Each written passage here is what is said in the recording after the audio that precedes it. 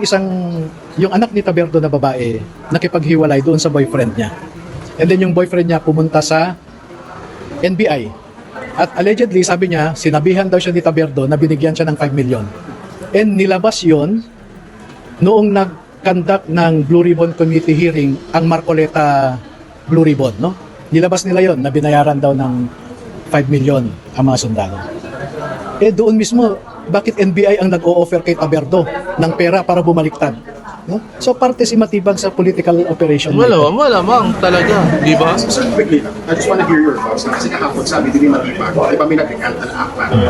Pero sabi niya, kailangan pa nila lang investigahan ito kasi yung, kumbaga, yung identity pa talaga, kung sila pa talaga dito sa apat na managpapos. To confirm, sir, kung apat na nag-recant, yan ko talaga.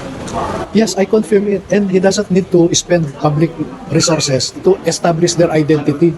Anong pakialam ng NBI doon? Sige nga, ang NBI investigates a crime. No? Anong crime ang ginawa? Hindi nila nilabas ang identity nila?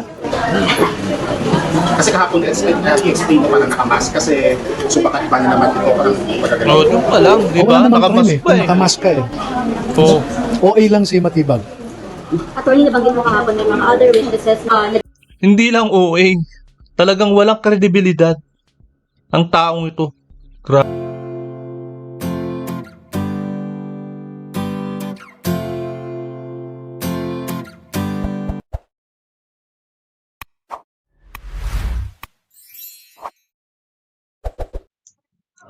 Ayan na nga ba mga kababayan?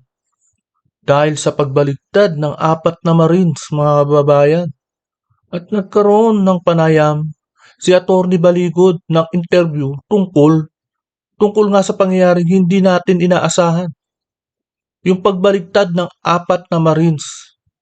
Kaya nga expected na natin ang dahilan kung bakit bumaligtad at walang iba ay yung pagkasilaw nila sa inaalok na pera, mga kababayan. Mantakin ninyo, 8 million pataas ang alok nilang pera. Sa pagbubulagar nga nito ni Atty. Baligod, na yung kunwaring gusto raw na makipag-meet nung nag-chat na tao para imbitahan ang mga ibang marin na tumanggi, ay alam na nila kasi ang mangyayari.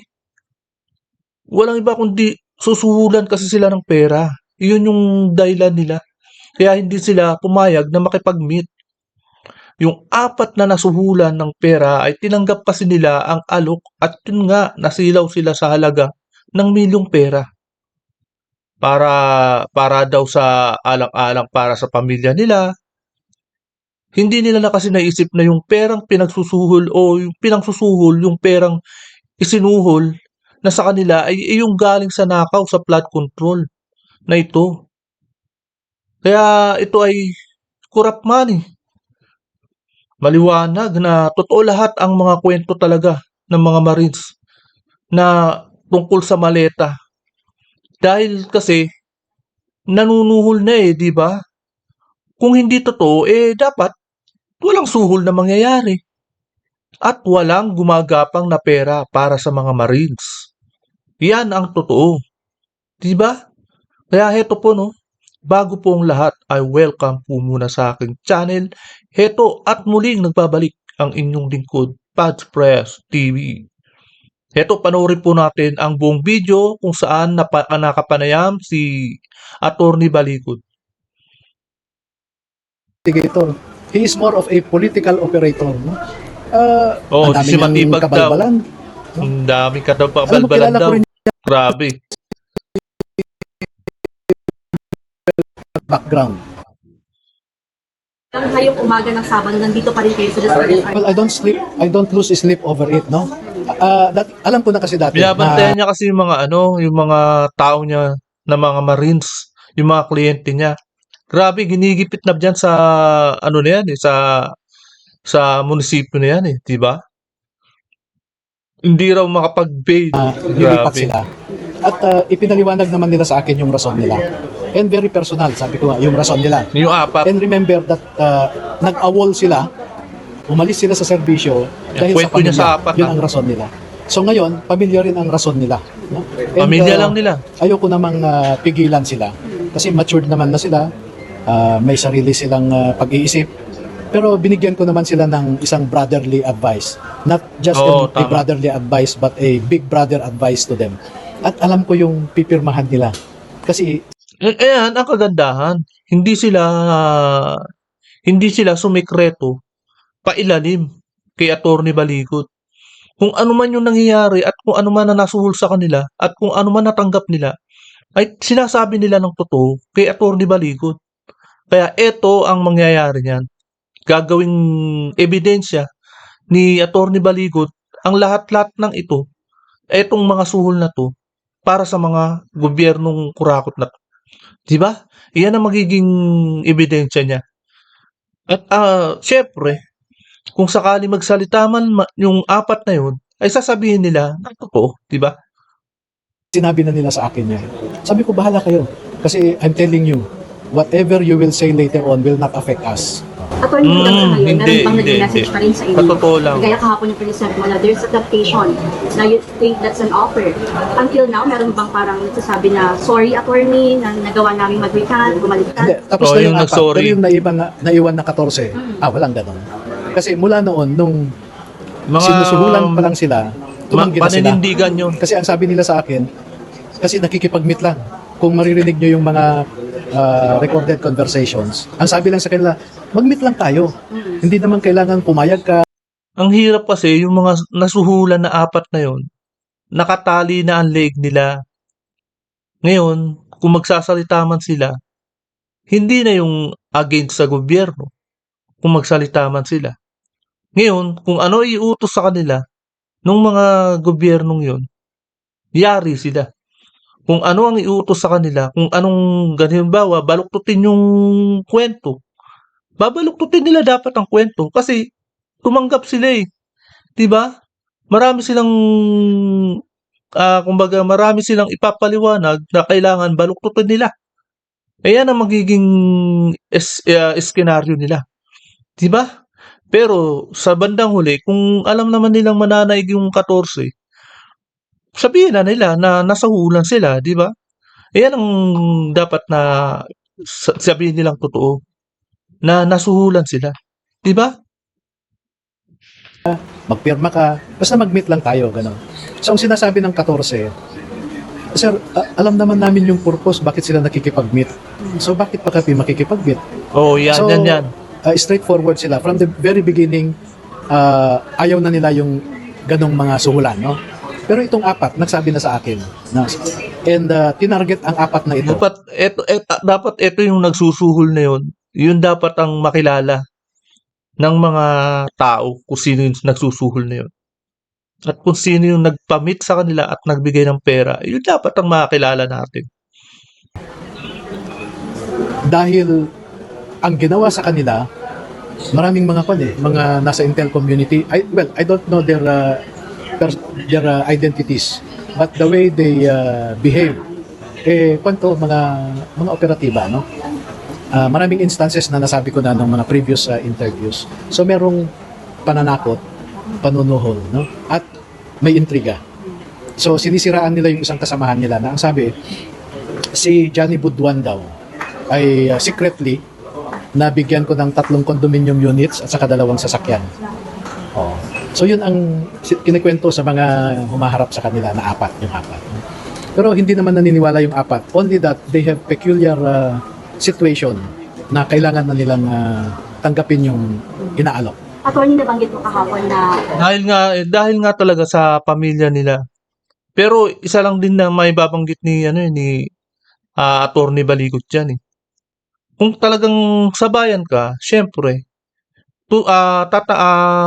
ipaglalaban mo ang pamilya mo at ang bayan. Ngayon, kapag kasama na bayan dito, hindi mo natatanggapin ang suhol. Kasi nga, para sa bayan di ba? Para sa pamilya mo, para sa kinabukasan ng mga kabataan ng henerasyon at mapigilan ng korupsyon. Para sa bayan. may 5 million, no? Na isa sa complainant. I mean, mayroong nag-alok na mag-recant pa yung ilan sa mga member ng board na isa sa mga complainant. So, sabi mo, sasabihin mo, ipapresent mo yung message, kailan namin na-expect. Yes. And yung bukod pa dun sa mga inalok din na mag-recant. Yes, yes. Oh, may mga text messages nga sila, recording. So ipe-present namin 'yan pag mag-press con para mas malinaw. We go direct to the point later on, no? When are we expecting na mag-press con po tayo? Initially, inisip ko today sana eh. Pero because of what happened yesterday and now, what's happening now, I had to cancel it. But we should do it very soon. Attorney, mo lang nag-reach out sa inyo kasi nabanggit ko kahapon yung official ng, one of the official from PNP na isa sa mga Well, ang nabanggit ko kahapon, yung effort na manuhol, no? Involve ang dalawang retired PNP generals na dating nag-head sila sa CIDG. So, yun yung mga clues. Pero ngayon, may mga active na policemen na naging security personnel din kay Saldico.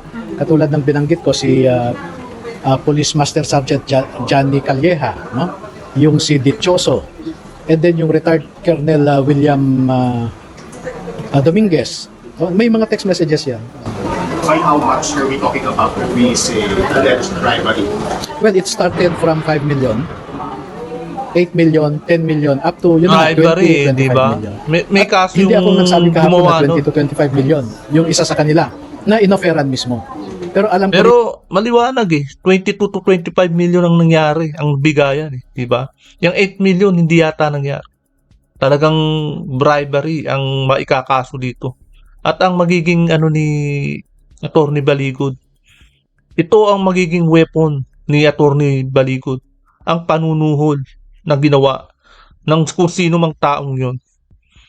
yun, dahil nire-report nila sa akin. Maski yung apat eh, nagsabi sila sa akin. Nire-report, di ba? Attorney, can you Naka-record yan, Sabi sigurado. ng scripted lahat.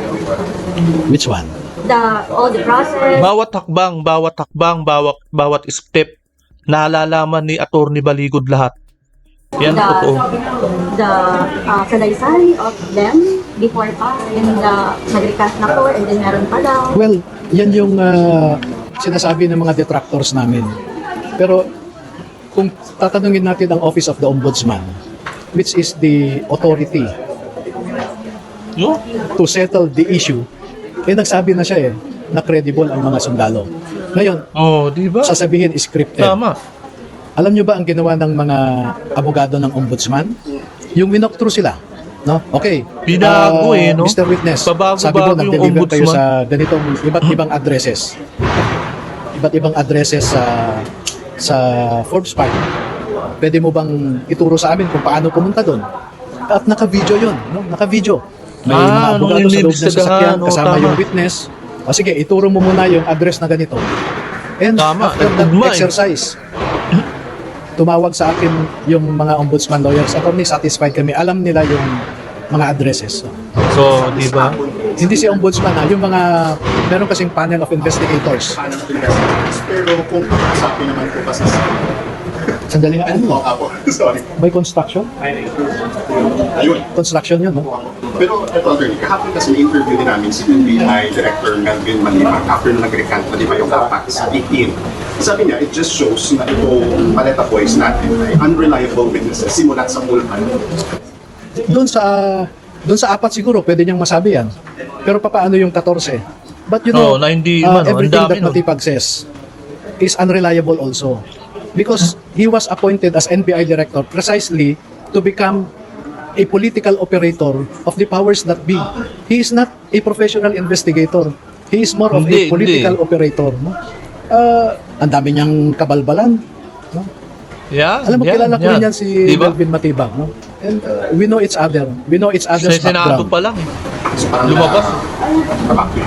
Kasi hindi din siya unreliable din siya sabi mo. Pero kahapon po ito, sa mention ni Director. Bago ko sagutin, no? Interrupt lang kita kasi merong isang insidente. Maalala nyo yung nag-complain na kinakasama ng anak ni Taberdo? No? So, merong yung anak ni Taberdo na babae, nakipaghiwalay doon sa boyfriend niya. And then yung boyfriend niya pumunta sa NBI. At allegedly, sabi niya, sinabihan daw siya ni Taberdo na binigyan siya ng 5 million. And nilabas yon noong nag-conduct ng Blue Ribbon Committee hearing ang Marcoleta Blue Ribbon, no? Nilabas nila yon na binayaran daw ng 5 million ang mga sundalo. Doon mismo, bakit NBI ang nag-o-offer kay Taberdo ng pera para bumaliktad? No? So parte si Matibag sa political operation. na ito. Malamang talaga, di ba? So quickly lang, I just wanna hear your thoughts na kasi kahapon sabi din ni Matibag, di ba may nag-recant na akla.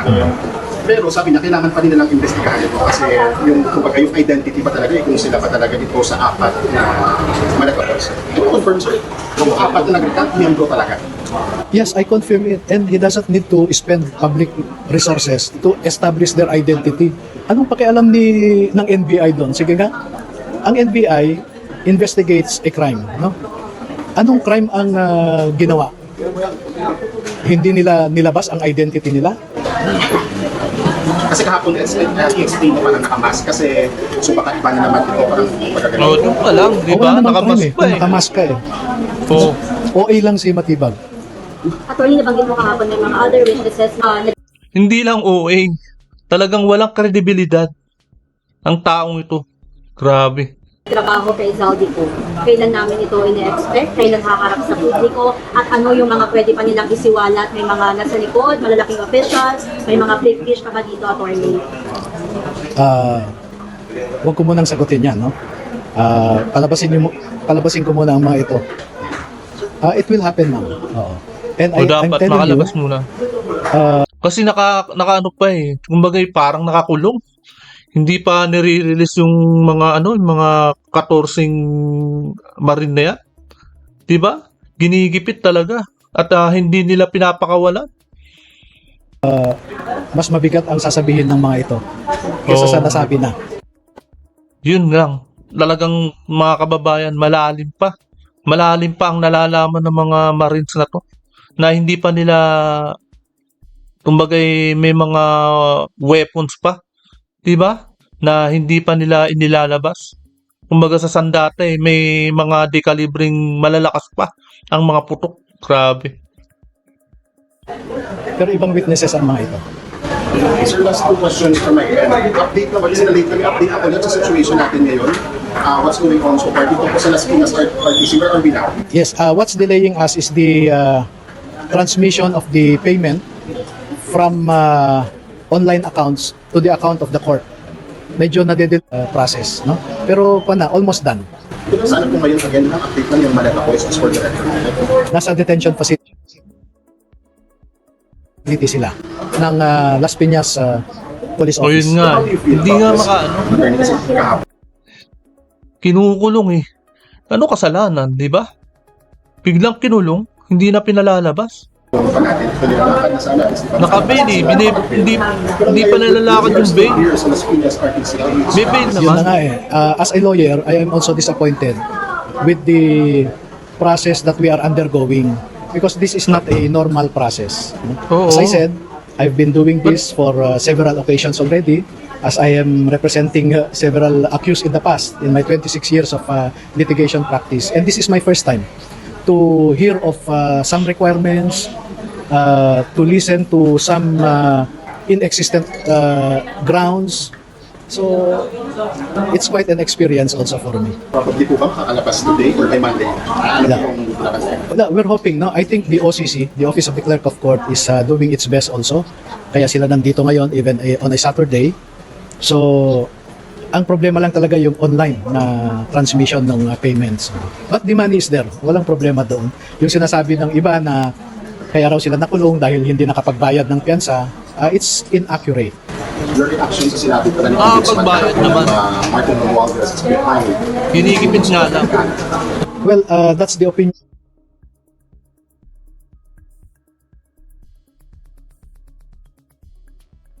of the ombudsman. I think he has explained himself well on why he believes that that is so. No? But for me personally, I think behind the recantation is not limited to the former speaker, but to other personalities also named in the affidavit. Sa puto kasi yung I believe there was a meeting as Yes, but I stayed there for 5 minutes only. Kasi nagulat ako nung sinabihan ako ng staff ko na pinupusasan na itong mga sundalo, no? So Grabe, bumalik ako no? kagad dito. So the meeting was Bakit abbreviated. pinupusasan eh? It took us 5 minutes only. We were just warming up and then I had to ask for their leave para makabalik dito. But we set a date for the next meeting to continue the process. Okay, the purpose of that meeting was for the ombudsman to elicit or receive information from me or even evidence from me regarding the circumstances that led to the recantation.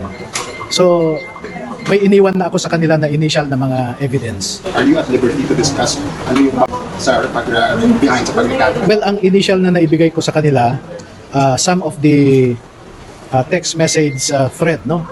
Text message Between pala yun. Doon sa nagsusuhol at saka dito sa mga sundalo. Para Ayan, maliwanag ulit. maliwanag, I think you mentioned this yung po yung behind this sa pagrekanto. Ebidensya na yan, di ba? Yung obvious dito na sinasabi nila sa akin is isang Lynn Gutierrez, isang Nico de Los Angeles, no? Personally sinabi sa akin yan nung kinausap nung mga ito. And a lot more, no? Who are they, attorney? Yan, nakapangalan na, nakadocumented na, at malamang ito ang magiging ebidensya niya ni Atty. Maligod, yung pinangalanan niya ngayon. Ito, walang kawalat. Kapag ka nagkaroon ng ng investigation pa, malamang at sa malamang kasama yung panunuhol na yan sa mga iimbestigahan. Diba? Well, they are supposed to be under the direction of someone they call Boss B. And I know who this Boss B is. Isang media operator ito. Media operator, supposed to be as important. Yes. Attorney, yun pong sinasabi na hindi daw po makakalabas kapag tawid. What's the process po ba after posting bail as a Saturday po? Marirelease sila.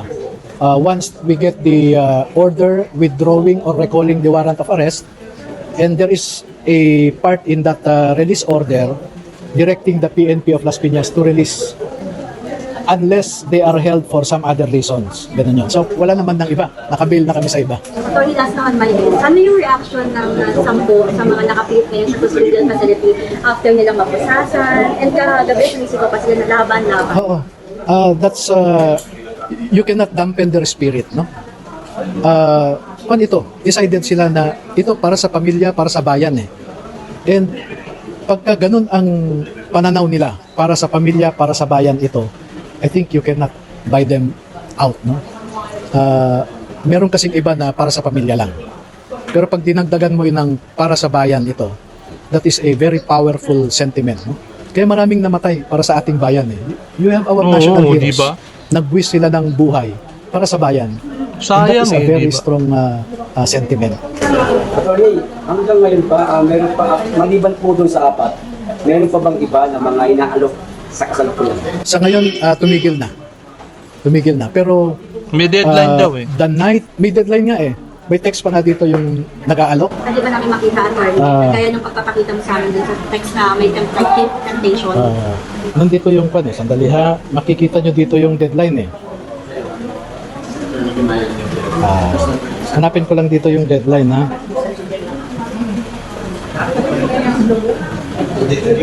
Oh, ayan oh. Hindi ba namin Ganun sa Ayun na, di ba? Naka-record at documented yan, sigurado. At siguradong iyan ang ebidensya. Iyak pinapakita ni Atty. Maligod. Naka-record yan. Talagang iyan yung magiging malakas na ebidensya na kung ano yung mga kabalastugang ginagawa nila laban sa mga Marines. Di ba? Talagang labag sa iyan yung sinasabing bribery, di ba? Iyan yung yung mabigat na kaso. Yung ganyang panunuhol na yan. Tapos ang laki ng pera ang involved, di ba? Yan. Oh, Maliwanag. nagtanong kung pwede na kayo by 7 p.m. or 8 p.m. Tapos no? Ang date niyan, Siyempre, bukod pa yung mga testimonya ng mga nasuhulan ng mga Marines. Yung apat na nasahulan, may mga testimonya pa yan na talagang kapag ka nagkataon magsasalita at ibubulgar din nila. Di ba? Yan, oh. Attorney mamaya. Okay na lang. August 6. So last August 6 pa sir yung may last na O yung deadline supposed to be 8 p.m. of August 6 ang deadline nila. Can you see the message?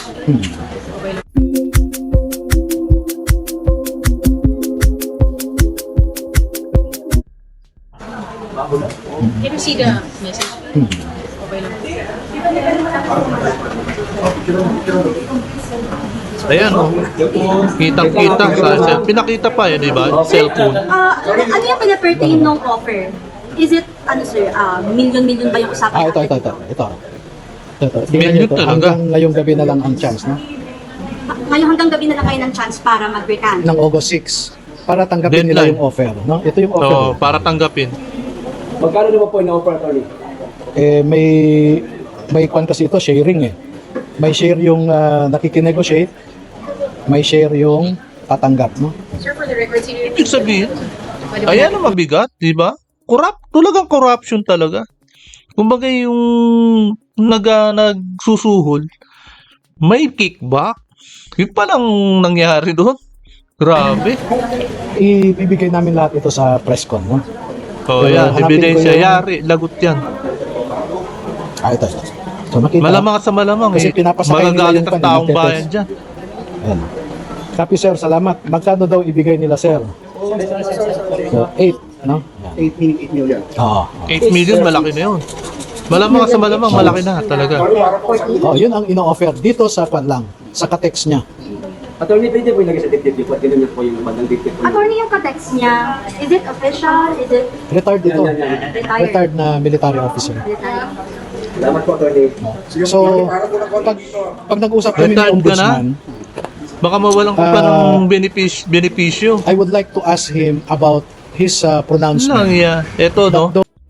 Retired ka na, nakikialam ka pa sa mga tungkol sa mga kabalastugan?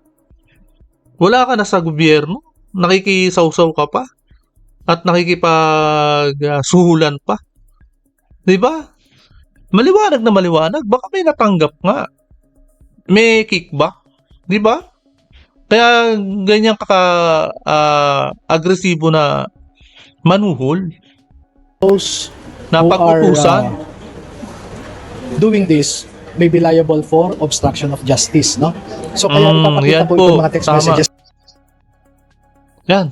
Yan po, no? Napakinggan po natin ang talagang malasimuot, talagang ibig sabihin, sensitive na pangyayari tungkol sa mga suhulan, 'di ba? Napakinggan po natin ang buong pahayag ni Attorney Balikot, 'di ba? Kaya yan po, no, hanggang dito na lamang po. At kung hindi ka pa nakakapag-subscribe, please subscribe my channel para lagi kang updated sa bawat upload ko. Maraming salamat po.